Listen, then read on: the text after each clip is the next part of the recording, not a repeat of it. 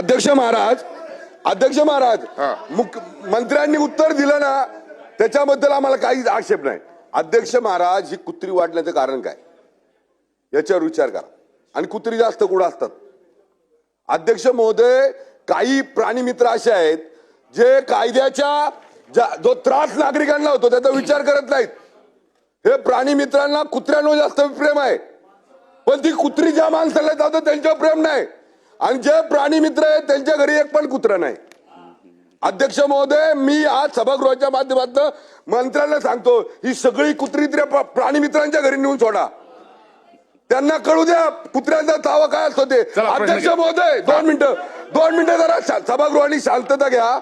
अध्यक्ष महोदय, माझ्या शहरामध्ये 2025 एप्रिल जून मध्ये 8,000 लोकांना कुत्रे चावले.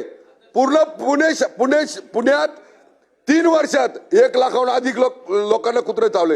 अध्यक्ष महोदय, माझा असं मंत्री महोदयांना स्पेसिफिक 2 प्रश्न असे राहतील. अध्यक्ष महोदय, मंत्री महोदय, ज्या ठिकाणी जास्त विद्यार्थ्यांचा वावर आहे, ज्या ठिकाणी महिलांचा, ज्या ठिकाणी गार्डन्स आहेत, ज्या ठिकाणी महिला खरेदी करायला जातात, भाजीपाला खरेदी करायला जातात, त्या ठिकाणी अध्यक्ष महोदय स्थानिक स्वराज्य संस्थेमध्ये एक टीम अशी ठेवली पाहिजे की ज्या ठिकाणी हे कुत्रे हल्ला करतात.